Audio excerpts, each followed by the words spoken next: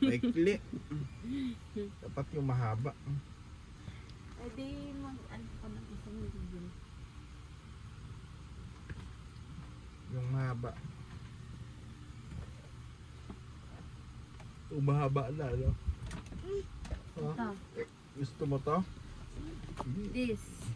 Yung iba Don't naman. worry.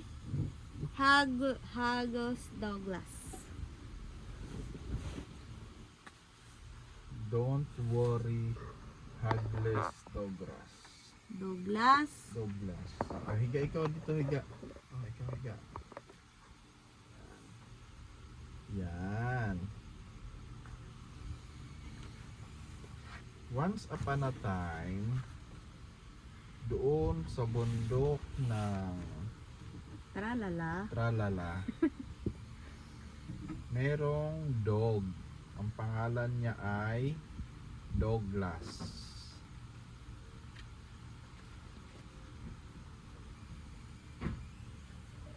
Si Douglas ay maraming kaibigan. Hinila ang puwet ni Douglas. Sabi ni Douglas, aray! Hinila oh.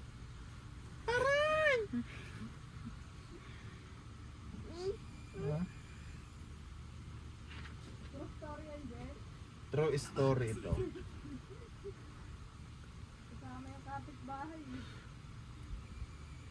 Si Douglas ay may nanay na sobrang laki. Kaya buong libro nasakop niya. Laki. Laki ni Douglas oh.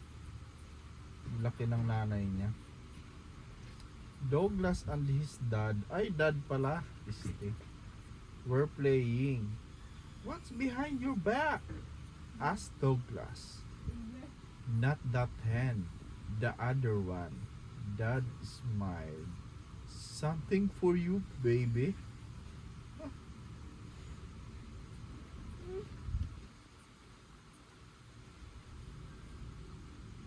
Sabi ng daddy. Wally hat ito. Regalo ko para sa iyo. Sabi ni Douglas. Wow! Thanks, Dad! Douglas had never had a woolly hat before. Hindi pa raw siya nagkakaroon ng woolly. Kailan pa man. Ngayon lang. Ngayon lang? Oo. Look! After it. But Douglas was already off. Sabi ng tatay niya, tingnan mo ng maigi. Maganda yan. Pero biglang natae si Douglas at biglang umalis. Oh, umalis. Sabi niya, nauulo na ako. Yun pala, masyadong mayabang si Douglas. Ayun o, naglaro. Look at me. Look at me! Tingnan niyo ako! Ha? At naglaro si Douglas ng tumbling. Tugs! Tugs! Tugs! Naigo na si Douglas. Sumakit ang puwit niya. Tumama yung puwit niya sa kakatumbling niya. Tugs! It's not a hat, Douglas! You're mayabang! Sabi ng mga kaibigan niya. Tumbling-tumbling siya. I can't even do cartwheels in it. Kahit daw cartwheel, kaya niyang gawin. Alam mo yung cartwheel? Mga panahon ng mga 2005 to 2008, uso yan sa breakdance. Douglas gaps. His new woolly hat had turned into one long string of spaghetti. Para namang may mali yung kwento na to. Yung sombrero niya ay naging parang sitaw. Spaghetti. Alam mo ba yung kwento ng ano nga yung kwento, boy? Yung inutusan siyang bumili ng pagkain yung bata. Ngayon, yung batang inutusan may nakasalubong na nagbebenta ng buto. Tapos, sa halip na pagkain yung binili niya, ibinili niya ng buto doon sa matanda. Ay, hindi ko na alam ang kwento pero alam ko yan. Hindi ko alam ang title. Tapos, Inaantok na ang time. pag uwi niya sa bahay, Oo. galit na galit yung nanay niya. Mm. Kasi pagkain niya pinapabili tapos buto ng sitaw Ay, ayaw yung sa akin binili. ni Bingkoy. Ang malis. Sa galit ng nanay niya, itinapon niya yung buto. Mm. Sa bintana, labas Sabi ng ni Bingkay, bintana. hindi ka na daw nagbe-base sa ano, libro. Ito pareho kasi. Wow, sabi ni Douglas. Ah, alam ko na. Yung ano, yung higante. Sa sobrang ganda nung May naamoy ako. ano? Nagpoops. Nagpoops si Bingkay. Ang baho. Di ba? Naamoy mo na. Sabi ni Bingkay. Douglas, Nagpoops ka? hindi maaari. Poop? Hindi ito maaaring mangyari. Nagpoop ka? Nagpoop ka?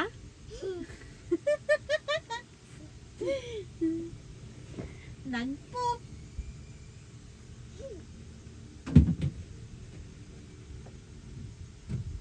Si Bingkay ay nagpupo. Ang gulo naman ng ng kwento na to. Yung sombrero niya naging sitaw.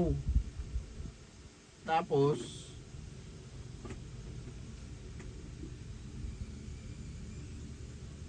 nung naging sitaw, naging hugis gulong. Kita mo na ba niya yung sombrero, naging sitaw tapos naging hugis gulong?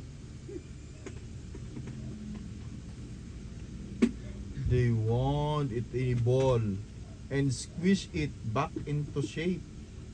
Any good? No, said Douglas. Cow is a good thinker, said the sheep.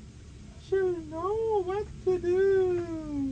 Hoo, hoo, hoo, hoo. Kabangog.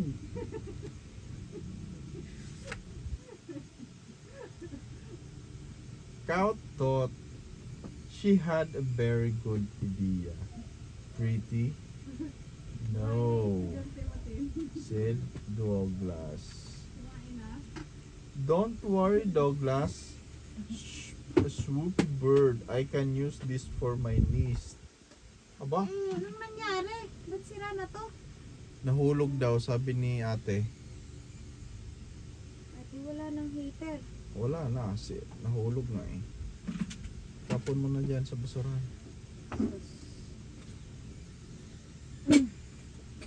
Yung sitaw na itinanim ay yung sombrero na naging sitaw na naging bola, inagaw ngayon ng Kaya ibon. babasag. Inagaw ng bird. Ayun na ang bird. Tayo ng panglinis ng puwet. Kinuha na ng bird. Ay, sabi ng bird, magagamit ko to para sa pugad ko. Si bird, dinala na yung Si Bingkay humarang na pala. woolly hat sa bahay niya. Just then, it began to rain. Kay! At nagsimula ng umulan. Bigla nag-alala si Douglas. Ano ang sasabihin ko sa tatay ko? Ngayong kinuha ng ibon yung niregalo niya sa aking sombrero. At umulan na nga. Rabbit pop up. Umulan. Oo, ulan. Dito ikaw. Higa ikaw dito. Bingkay ganyan din oh. Ulan nga eh. Ulan nga Lalo naman niya kung rin yung ano sombrero. Ha? Yung sombrero? Oh, alam ni Bingkay ang ulan. Ha? Ha? Ay, ulan oh. Oh, naulanan na siya. At biglang lumabas ang rabbit. Oh, wala siyang sombrero. Wala siyang payong. Biglang lumabas ngayon ang rabbit. Sabi ng rabbit, "Oh, thanks Douglas. Just what I need to plug the hole in my burrow. That's my new woolly hat," cried Douglas. "My dad gave it to me." Kinuha ng daga. Pagkagaling sa ibon, kinuha naman ngayon ng daga yung woolly hat niya. Sabi ng Woolly? daga, "Maganda ito pantakip sa butas ng bahay ko kasi uulan para hindi ako mabaha." Ay, sabi ni Douglas, "Ano ang sasabihin ko sa tatay ko?" Ayaw na niya. Pangit kasi ng kwento, no? Ang gulo. Pipintin na ni Pengkay. Doon ka, balik ka doon. Dito lang Kay tayo. Daddy. Ay, nagdapa. Babay ka na, maghugas ka na ng puwet. Bye-bye, bye-bye. Bye-bye. Flying kiss. Eee.